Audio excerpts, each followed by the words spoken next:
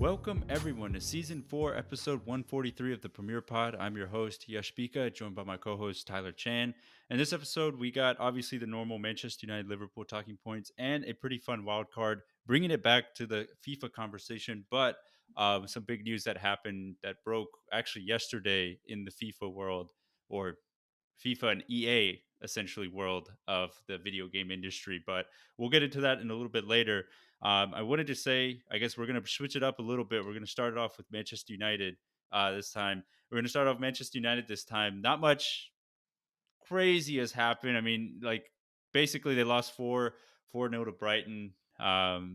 Basically with that loss, it was confirmed that this has been like the worst ever Premier League season for Manchester United. Conceded the most goals, the most away losses, or the most losses in a Premier League season, the fewest point total they can achieve since the Premier League was founded. So yeah, just an overall really down season for Manchester United.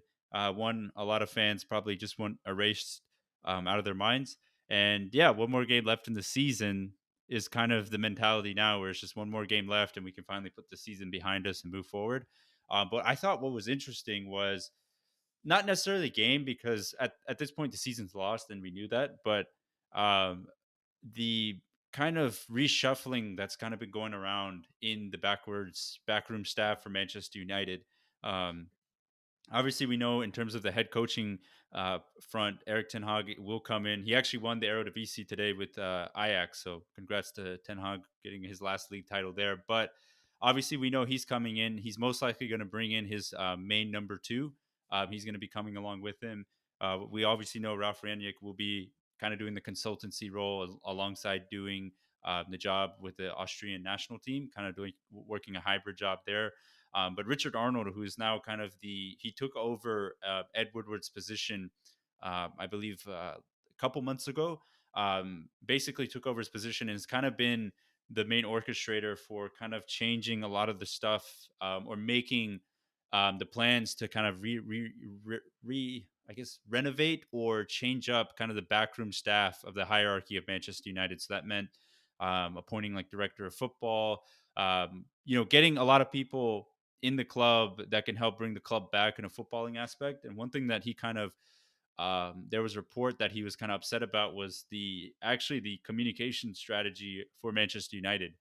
You don't really see that with a lot of clubs that the owners or the director of football, or like that backroom head technical staff, is kind of making a point to maybe reorganize the communication strategy at Manchester United. But basically, the way it was is that he's kind of upset about uh, the overall, I wouldn't say tone deafness, but kind of like the overall voice Manchester United kind of projects on social media or through, YouTube and any of their other social outlets. Because I think it has come under scrutiny in the past, where sometimes, when there's a bad result, after a bad result, they'll kind of put like a very like positive looking tweet, and it just doesn't really fit the vibe. And just overall, like the overall strategy or the voice behind it, they're looking to retool it or restructure it. And I just thought that was very interesting, because it definitely shows that, hey, maybe this this change at least is kind of what. It's like a new step forward. And I guess there's no Yeah, more apology videos from Bruno Fernandes or yeah, no apology Harry Maguire videos. anymore. Exactly, no apology videos. And also, um I guess gives Manchester United fans hope that, like, okay, now it's time, or now they're actually kind of rethinking and actually trying to change everything from the top to bottom. Like, no, this sounds mean, but like no sector of the club is safe, essentially, which is, I think, a good thing, because the results and the overall structure of the club has just not been there since Fergie has left. So I think it's good that they've been trying to go out of their way to retool it and get it a bit better. So I just thought that was really interesting, because you don't really hear that coming out of a lot of big teams or big organizations. Yeah, and that's something that's also kind of new. Where as Manchester United coming out of Fergie era, it was very, as you mentioned, yes, in the previous few seasons, it's been very antiquated, very much like it was all under Fergie, and then once he left, that kind of man that was just had all the strings to everything kind of went away. Everyone else was like, all right, what do we do now? We're kind of already behind Hmm. technologically in terms of like and also in terms of like just the scouting and just using data from just like finding folks. Whereas like back in the days with Fergie, it's just like I know this one's good, I can coach this one, and it's good to go. And then man, you just always win. But ever since then, you guys have still been kind of recovering from that, and now I feel like y'all just kind of catching up, getting all those new eras of even having social media as a part of the club and kind of getting used to that and knowing how to communicate, results and having a standard because Manchester United is kind of a joke right now being in sixth place and being like, we'll come back from this. It's okay. Like if this was like Klopp or with Pep, at the helm, he'd be in there yelling at everyone. Whereas like Rednick right now is kind of he's being very upfront about it, but the standard is something like he's mentioning where it's just like this is not okay. And finally, I feel like with this kind of change and behind the scenes is finally kind of it's not just words being spoken. It's actually like you can talk the talk, but now it's time to finally walk the walk. And this is kind of doing it right here, Hmm. where all right, it's time to just get rid of everything and then kind of bring that standard back to having Manchester United be super competitive and try to go for top four every single season and not barely miss out on even Europa League right now. So Yeah, yeah, and then it's a might bit be difficult. What maybe it'll be less Yush sadness for the future. Yeah, hopefully. I mean, that's what I'm hoping for. And I think what's also interesting is there was a tweet because a lot of people they kind of make the joke that a lot of United fans say like, oh, the Glazers never really invested a lot of money in the club, and then a lot of rival fans say, oh, you guys spent like close to $1 billion since Fergie left. What do you mean they didn't invest?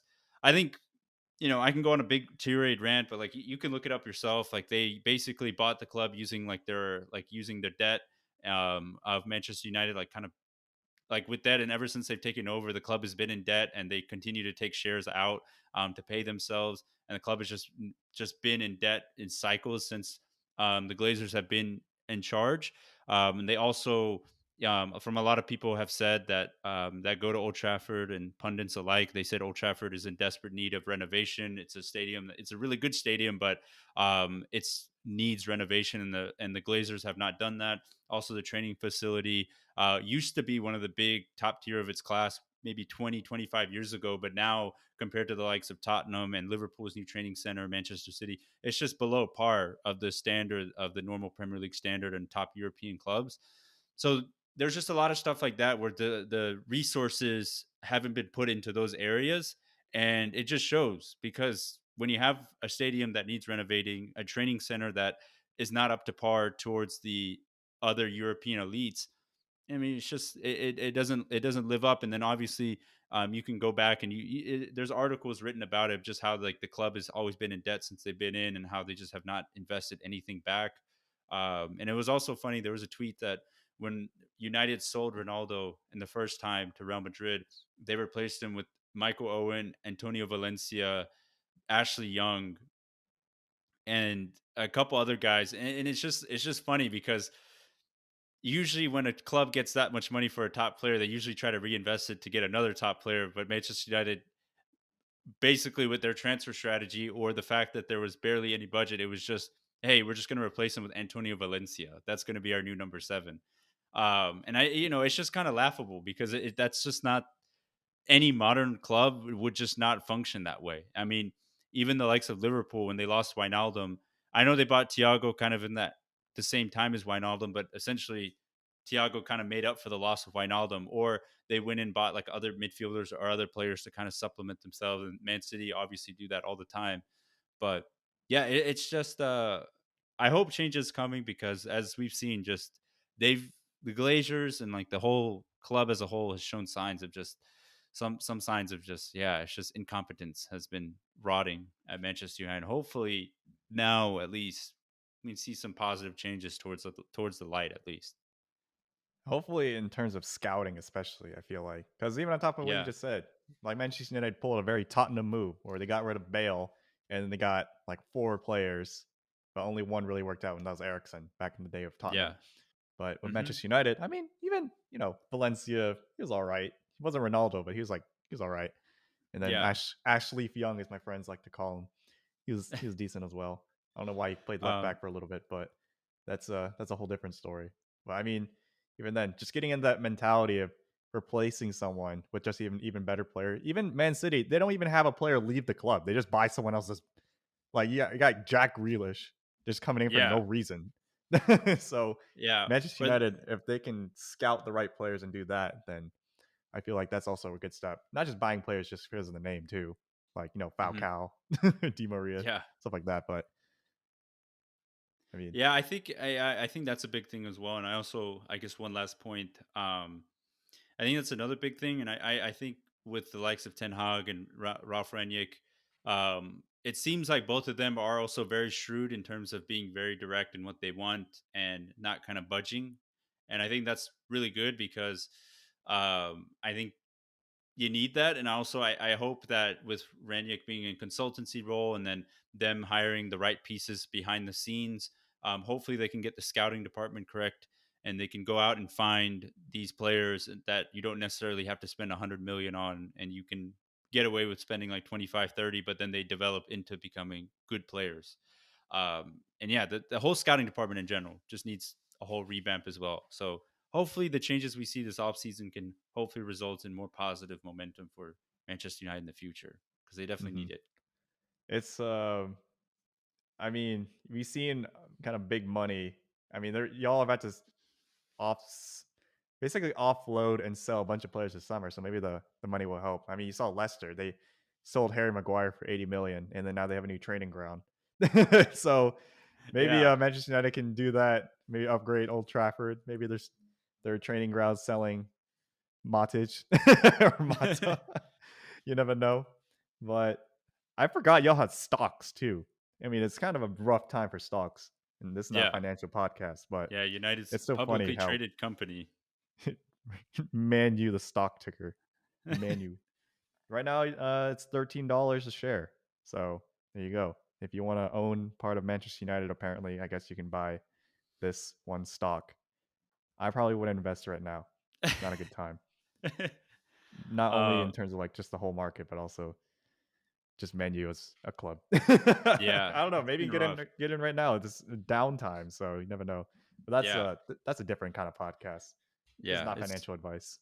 Yeah, it's been rough, but I hope it gets better. But I guess moving on towards Liverpool, they've kind of had like a, I guess, their version of a rough week this past weekend, where on Saturday, or it was Sunday actually, no, Saturday, Yeah, Saturday. they had the big matchup against Spurs, Liverpool versus Tottenham at Anfield, and Spurs were able to actually get away with a 1-1 draw.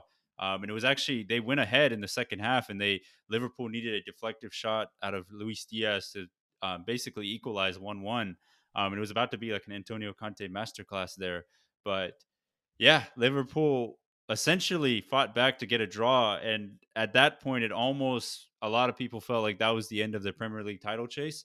And they had a tough matchup against Villa, where yeah, it was tough. They actually went ahead. They went down really early, but they were able to bounce back super early as well, and they ended up finding the winning goal with Mane. But yeah, with Manchester City basically winning against Wolves today, it's essentially it's just down to Manchester City choking up at one point, and it's going to be hard for them to choke up knowing that Manchester City have no other competitions and they can just basically go full throttle on these last two games. And their two opponents, the last two opponents aren't anything big.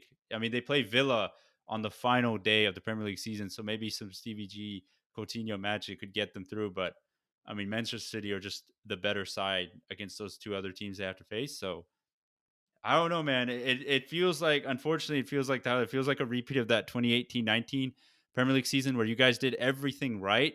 And it was just a couple of slip ups that ended up leading to Manchester City crawling their way back into the title hunt. It's oh man, I was I gotta say shout out to our listener Nitin. He roasted me over the weekend for jinxing the Liverpool title race because I was like, well, Man City have the advantage now because like this is their only competition to worry about, the Premier League. And he was like, Hmm. why did you say that? Now they're realizing they've gone ham and now they're winning all their games by at least 4 goals for the rest of the Yeah. season appears. And that goal difference, Liverpool had the advantage Oh, before this and yeah, weekend. and City brought it back.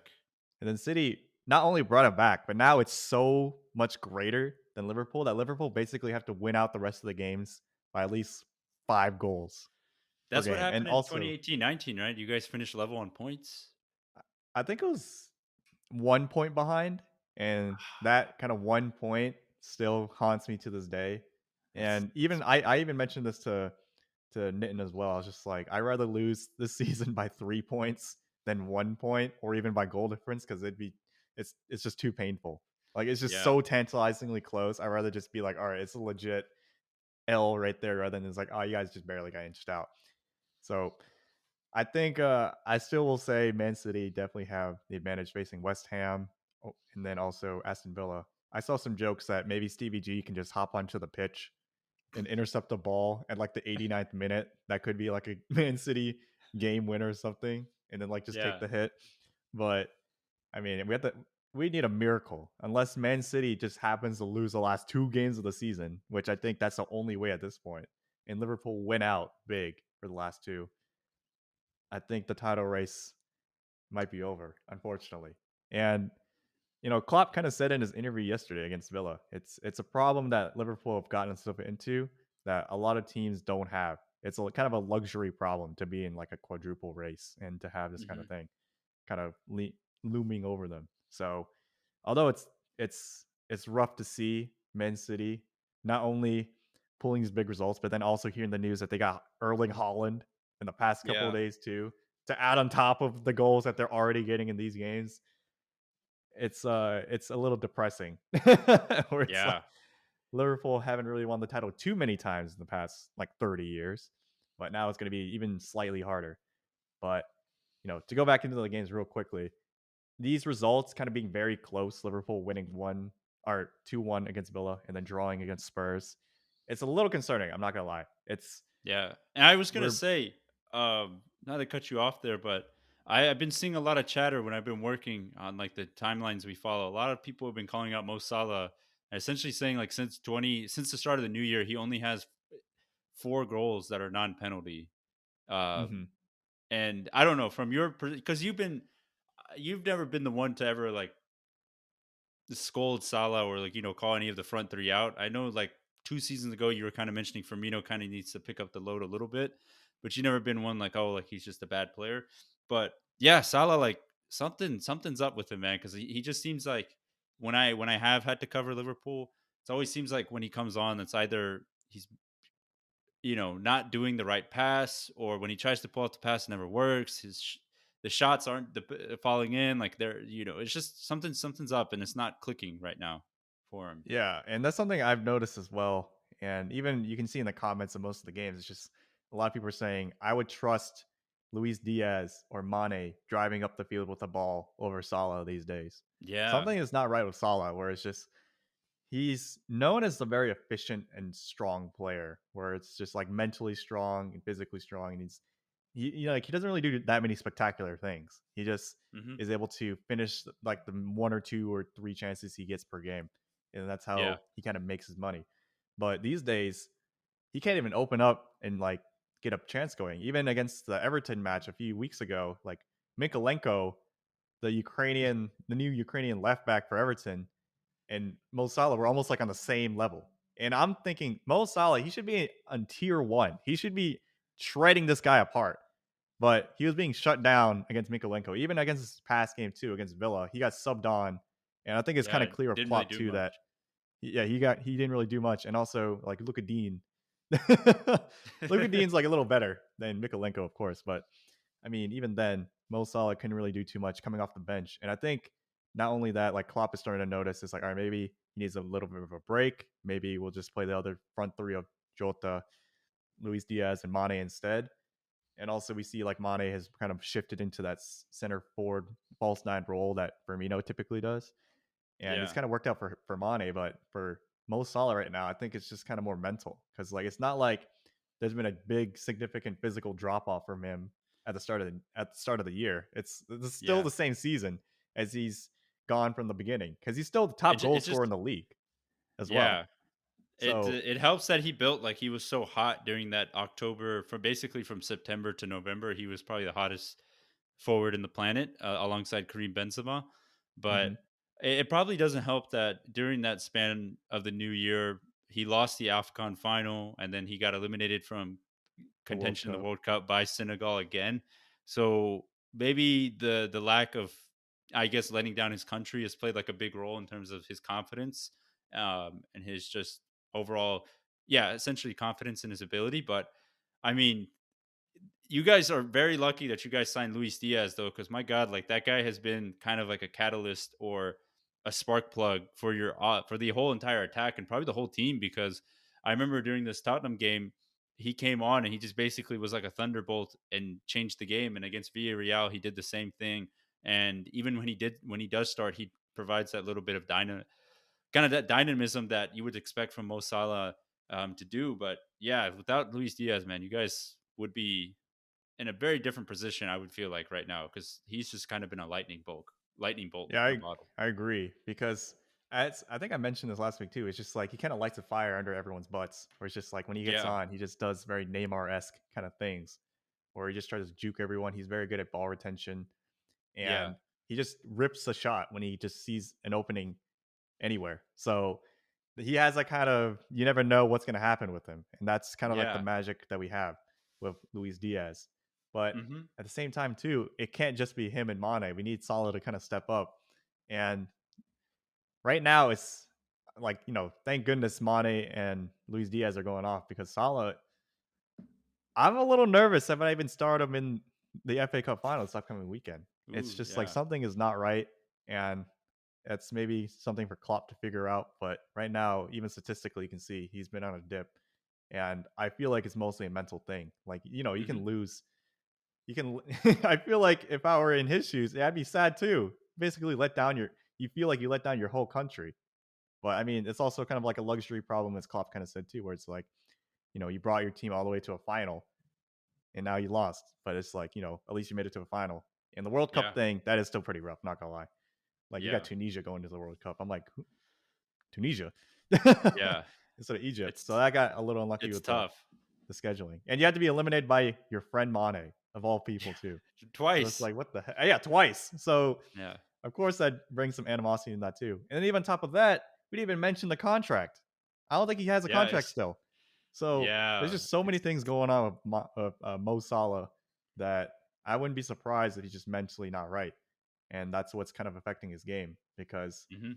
I technique mean, and he better everything get it is right still because you there. guys got a huge Champions League final, FA Cup final, and the final two Premier League games this season. Like that's four huge games that essentially you're going to need your best player or your best forward. I mean, he is still your best forward on his day. Like he's no one else on that Liverpool front line can compete. But I agree, yeah, he just and needs to get his head right.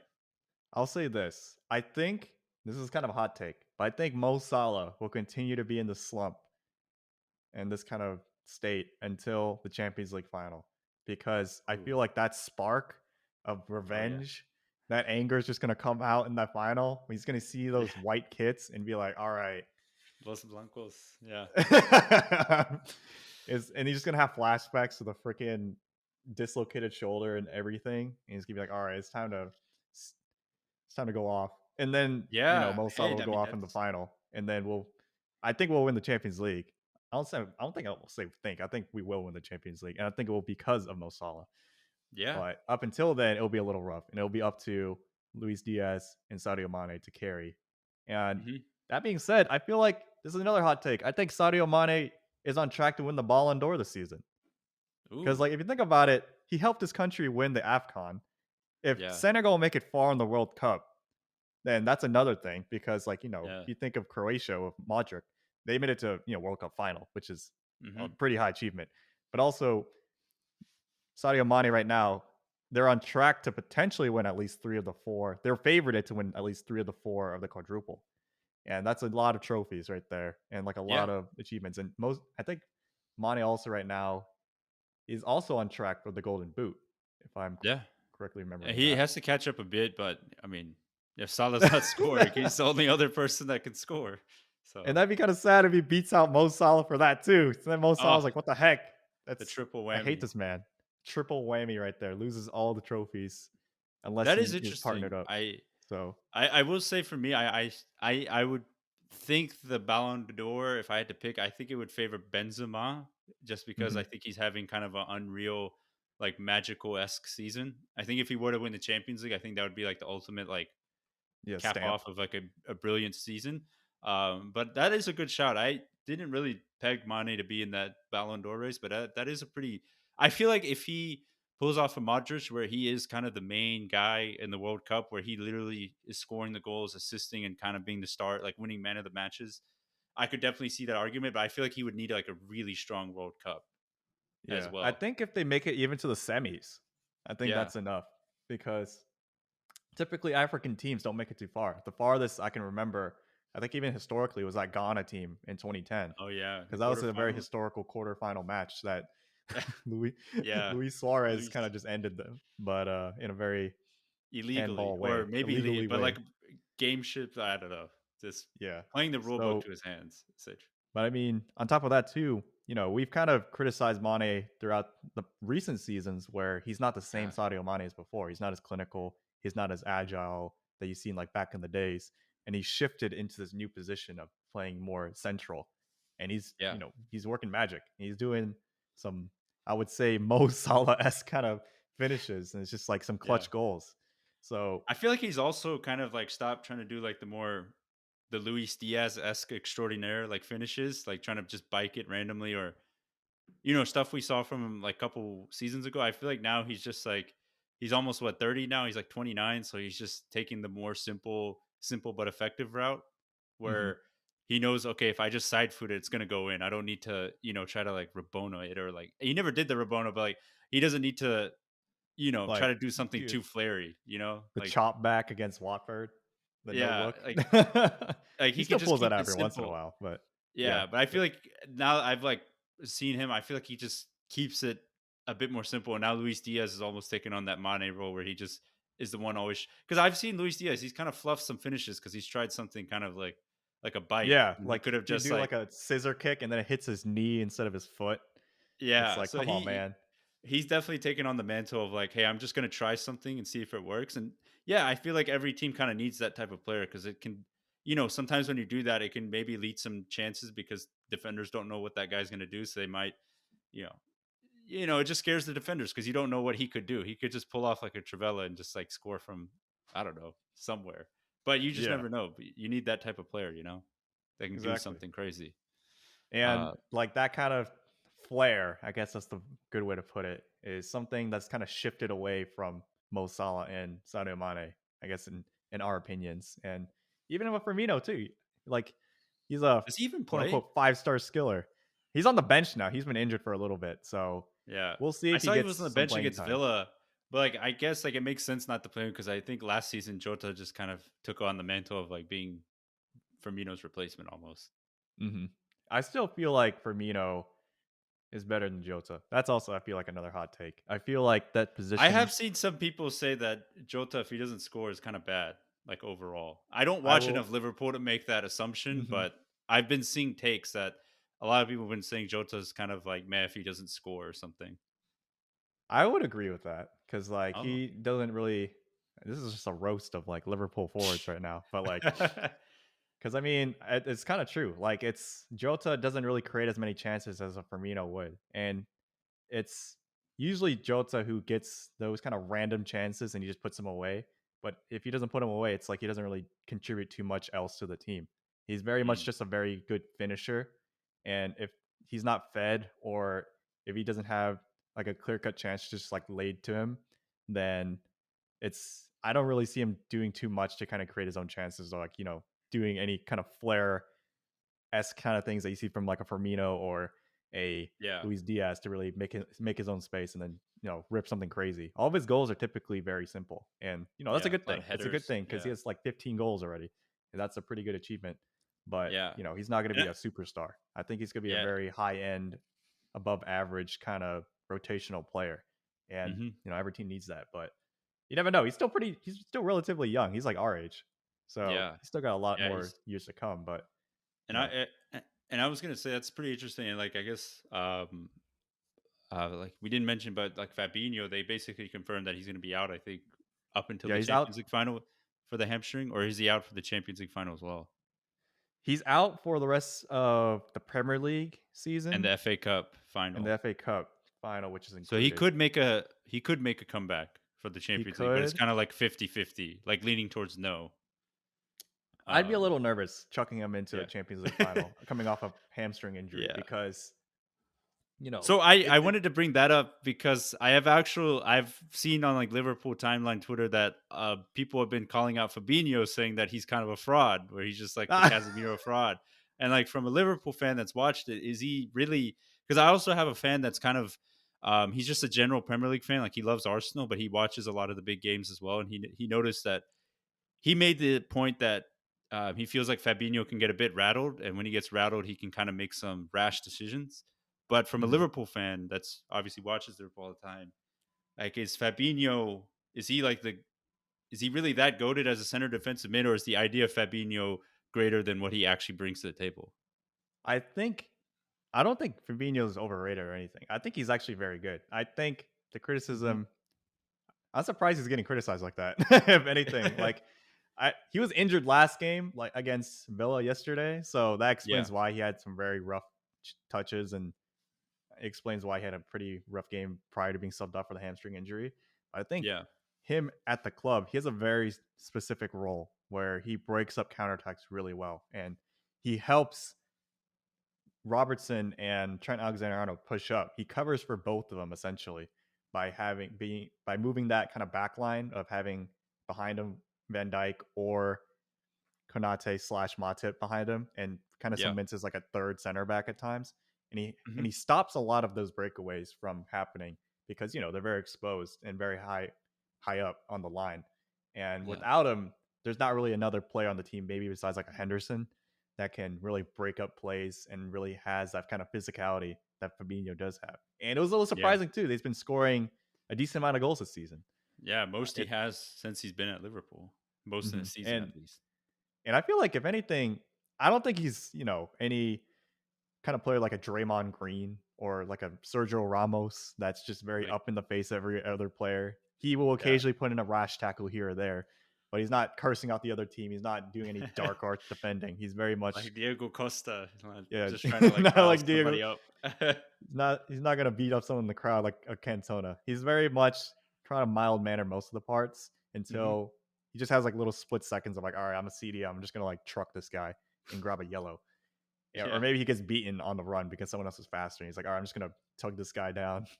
So I think he's a very typical CDM kind of player. He was a right Yeah. back for his early parts of his career and he shifted into CDM.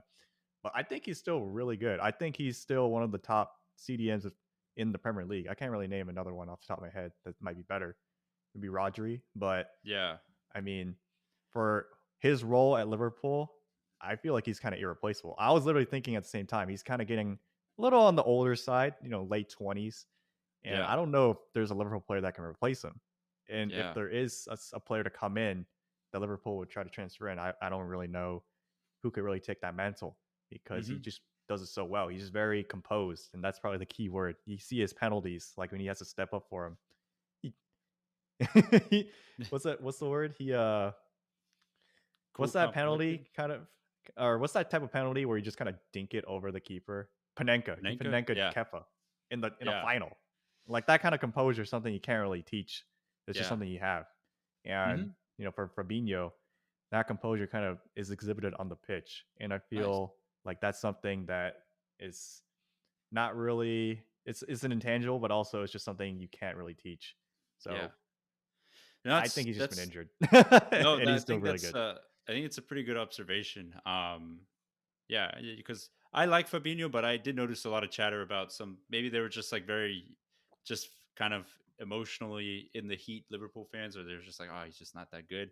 But I think that's a pretty good like discourse on him. I guess one last thing on like a Liverpool player that they were like Naby Keita is like the most like they were like Naby Keita's got to be the most hard to like footballer of all time because like he'll put in one performance where it's like 10 out of 10, and the next game will be like almost like 1 out of 10. And you're like, how is this guy? How did this guy just do this last week but can't do it the next week?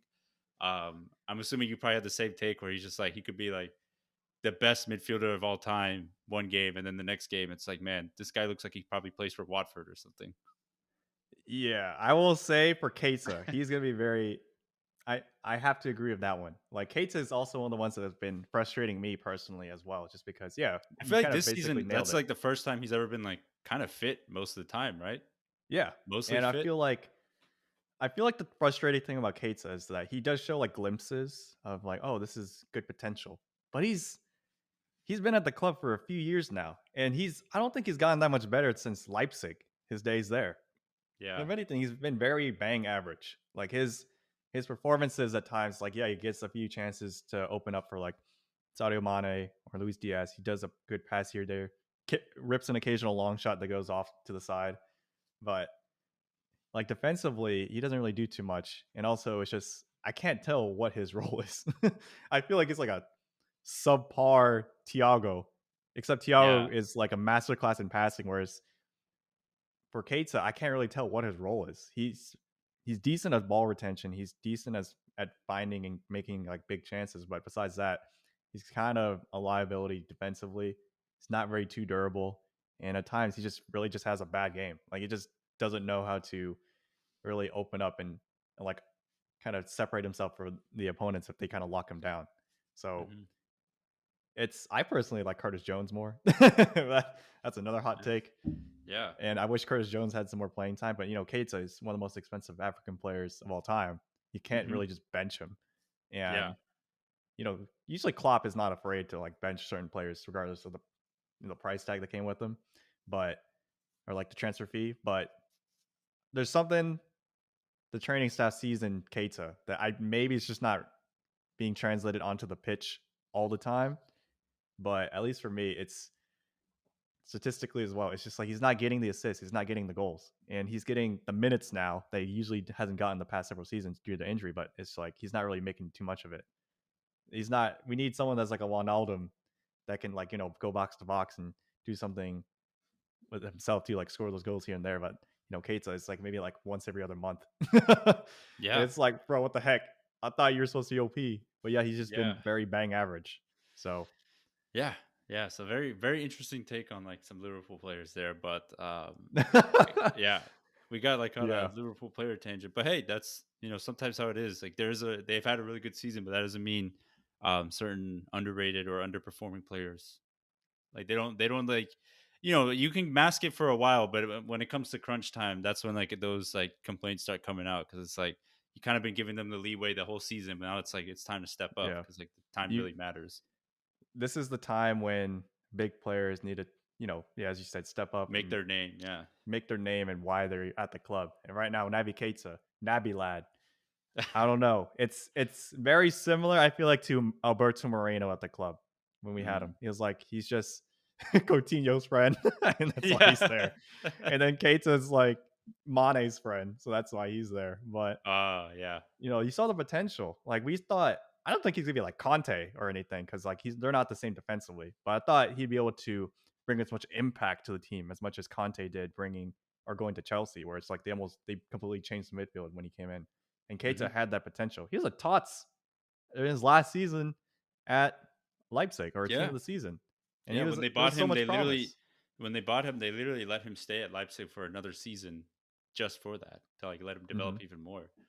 But yeah, it's very interesting to see how these players perform, knowing that you watch them every day and just kind of getting that intake there. But I guess moving on to our wildcard topic, pretty interesting one. I think the news was that on yesterday, which was Tuesday, FIFA basically officially announced that FIFA and EA Sports will officially split after the making of FIFA 23. If you didn't know, I'm sure you all know that EA Sports has been the main um, game developer for the FIFA franchise since I guess like FIFA 1990. Like they've been making the games for like 20 years.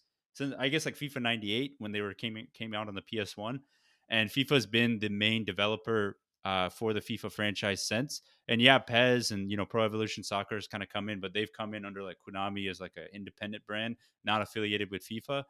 But this is kind of big news because essentially EA Sports announced that they will still continue making the games that we know as FIFA, but they will now be rebranded as EA Sports FC from FIFA, from basically from after FIFA 23 is made, they will now be rebranded as EA Sports FC. And I think it's really interesting because If you didn't know, the way the game kind of works is that FIFA, just because it's under the name FIFA, that doesn't mean that all the players, club names, and everything you see falls under FIFA just because it's under FIFA as a governing body. EA Sports actually had to go out and grab the licensing for the Premier League, Bundesliga, La Liga, the licensing for a lot of specific teams, stadiums, players, all their likeness. And because they were able to get the licensing for all of that, and they've been locked in for like deals with these leagues and clubs and teams for a long period of time, they were able to basically make the game feel authentic because you had the real player names in there. And because of the split, EA Sports FC, which is what it's now going to be known as in the future, they will still have access, or they will still be able to put out the same game, but it just wouldn't be under the name FIFA. They'll still have all the licensing. So you really don't have to worry about that. And I guess like the bigger thing is that going forward, news wise, the game really isn't going to change. It's just going to literally be the branding of the game. Instead of it being called FIFA 24, it will now be called EA Sports FC probably 24. But all the gameplay, all the players, all the stadiums, everything you normally see with like Champions League rights and all of that will still be under EA. And FIFA, they announced that they will also make their own game after FIFA 23. And they will be able to keep like the FIFA name, but they will have to go outsource it to a third party developer. So maybe people like 2K or another company comes in to help make a competitor in the field. But yeah, it's interesting because I don't know how this really benefits FIFA, because I don't know if you're FIFA, why wouldn't you just want to stay with EA? Because FIFA obviously doesn't have a really good brand name in general, because there's a lot of corruption in the FIFA organization. A lot of people are not fans of where the World Cup is going to be hosted this year in Qatar. Basically, it's being built on, a lot of the stadiums are being built on like slave labor. So FIFA in general just does not have a very good name, and I feel like EA and like the FIFA video game has been a very synonymous thing, even in American culture, where people that don't even follow soccer know the game FIFA, and they're like, "Oh, I'll play FIFA." Like I play FIFA. Like they won't even watch soccer, but they'll be like, "I know what FIFA is." And I feel like FIFA removing themselves from EA, it's like, why would you do that? Because now FIFA will most likely put out a worse product than what EA are going to be able to put out, because EA's had the 20 years of research and development to build the game they can make. Um, so it'll be interesting. Yeah, it's just kind of a wild thing that they just decided to kind of break up and now go in two separate directions now. That's so goofy. Imagine growing up now, like all the kids that are about to get into this game, they're gonna be like, "Yeah, I play EA Sports FC." It's Hmm. like, what the heck is that? It's like Yeah. that they abbreviate to something. Maybe it's like EASF. I don't know. It's FIFA has always been such a staple word, and I feel like there is a slight confusion the reverse way around, where it's like I had some friends that don't really watch soccer too much. They're like, "Yeah, I watch FIFA." I'm like, "The game?" They're like, "No, no, no, like, the competition that's like the FIFA competition." I'm like, "You mean the The World World Cup?" And Cup. they're like, "Yeah, yeah, the World Cup. The FIFA, yeah, FIFA, the one who makes the game too." I'm like, "Ah, that's just the name." Yeah. So, I it's could I guess that definitely confusion will go away, but I definitely could see a scenario where, you probably have like you're buying a video game for like a kid or like your child that's like really into the like, soccer, and they would just want to play like a soccer video game. And I could definitely see a scenario where a parent has two options, like FIFA or EA Sports FC, and they probably not knowing that EA Sports FC has, it's the same game as the old FIFAs, it's just rebranded. They may opt to get like the FIFA game, and the FIFA game may end up being like crap, but then your kid is stuck with the crappy game because you couldn't. It was hard to differentiate from EA Sports FC and FIFA, because you would think FIFA, you just think of, oh, it's a World Cup, so it has to be like the legit game. the rip to all the kids who also got like the wrong Xbox last Christmas because of the branding. I believe it was like Xbox Oh One yeah, X versus whatever the new the one is. Series I don't even know X what it is. or something like. Series Yeah, X, I yeah. don't even know what. So Um, for this in particular, unless they make the branding of the cover very apparent, it's like this is a soccer game. I don't know if they were able to do it too. Like if you showed someone the front of say Madden versus NHL, actually no, NHL is pretty it's pretty apparent. But like I don't yeah, actually no, I guess soccer is kind of more distinct compared to the other sports if you think about it. But anyways, it's it's such a very unique name in terms of EA Sports FC. Like it's not many folks really know what even FC stands for, like the common folk, I would say. And Hmm. it's gonna be a bit of a learning curve, I feel like, to kind of switch off FIFA and then just go into EA Sports FC. It's Yeah, I think we're just it, boomers just complaining about it, but yeah. it's just I it's true think though. It's like this is such a big rebrand that just came out of nowhere. Yeah, and I think it was obviously it had a lot to do with contractually because I think FIFA wanted. I think FIFA's stipulation was that if they wanted to continue with EA, they wanted to. I don't know. They were asking for a lot of money, and I think they were also asking for something else, and EA didn't want to. They were. I think they were asking to outsource something, and EA didn't want to do that. They wanted to keep it all in house.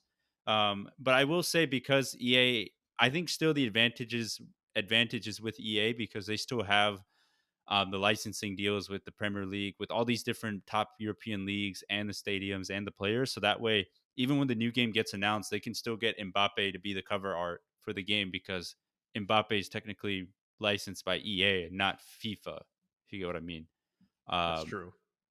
so it's one of those where it'll be interesting to see who FIFA picks to be the third party developer. Maybe it's a 2K or someone else because yeah, we had Pez kind of being like the main competitor of FIFA, but no one really played Pez that much because I think what was the harmful for Pez was that only they had a very select amount of clubs they had licensing to.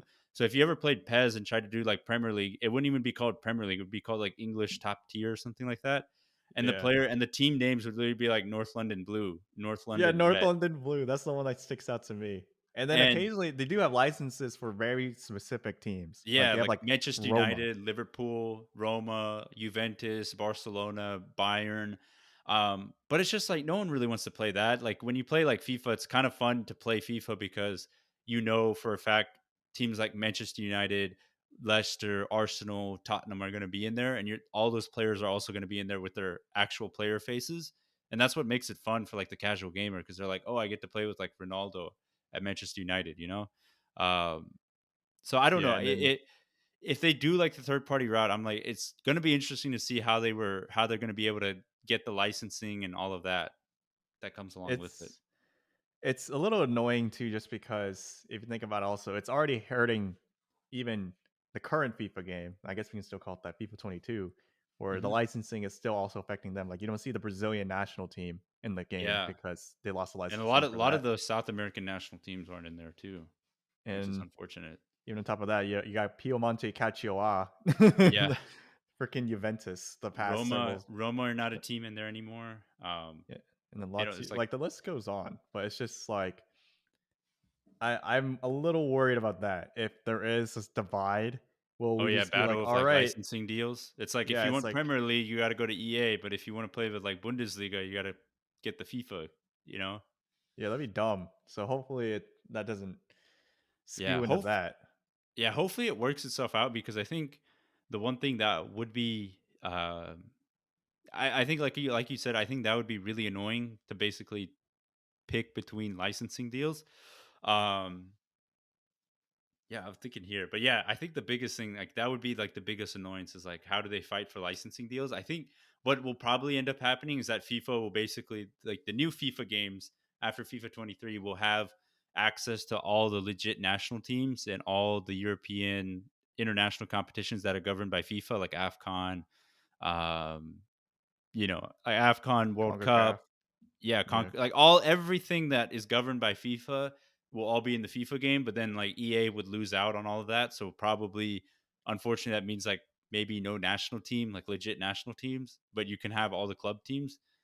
That's what I'm thinking what will happen. I hope that's not the case, but you just never know with these things. Oh man, maybe it's time to just stop playing these games. Yeah. It's like, It's just become gosh greed. dang, It's all greed at this point. it's all money. Um yeah. It's Yeah, pretty essentially it's sad, really money. but I But I mean, don't know. Maybe if FIFA because I think what FIFA has that PES didn't is like FIFA has the name FIFA. So maybe that will encourage like if 2K or some other company picks up FIFA and like makes a really good game, maybe that will encourage EA to like step up their game too to like make something that is just as good. So maybe we could be in a point where we even get a better simulator of like real life soccer. But who knows? Who knows where this goes? That's maybe. But even then, if you look at all the other sporting games too, you got like Madden, you got 2K for basketball. They don't Yeah, really have that many competitors either. Besides, you got like yeah, the Mario version, but that's yeah. completely different. I think But like, 2K yeah, had NBA Live for a little bit, but then I think it folded because they just could not get enough people to buy the game over 2K, or it just it was a wasn't good compared to 2K yeah, it comparatively. was not very good. And then also for I don't know, even like games that are really good, like I assume NCAA football, like that's stopped altogether. So Yeah. who Well, knows? What if actually, it's what if it funny just that we stopped?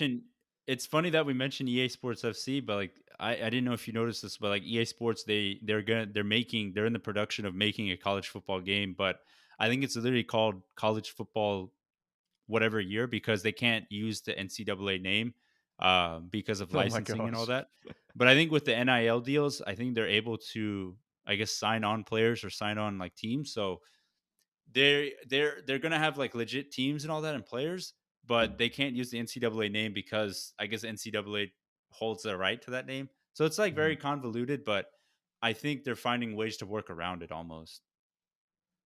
Interesting. That's the first I heard about that too, but that's kind of goofy that you're gonna see college football 24 Yeah. Hey, it's just better on than your shelf. nothing.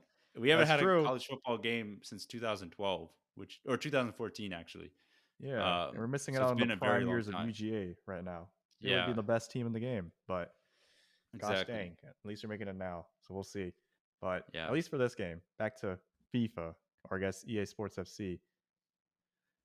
I don't know. It's gonna be a lot of confusion for the most part. I feel Hmm. like, and then hopefully, as you're saying, as a competitor does come through, and then kind of gives kind of one of these big names a big kind of competitor because usually EA they're kind of known as the main monopoly in all these sports games besides 2K for Hmm. basketball, but at least for like all the other games we just mentioned, like Madden, NHL, FIFA, Yeah. they're all EA Sports. Pretty much. They're all from one company, Electronic Arts, Yeah. and they're we can probably roast them. They're not going to sponsor us. Like they're like the devil. Yeah. They just want all your money. Yeah. So it's like They a they money have a move right here. stranglehold on the industry.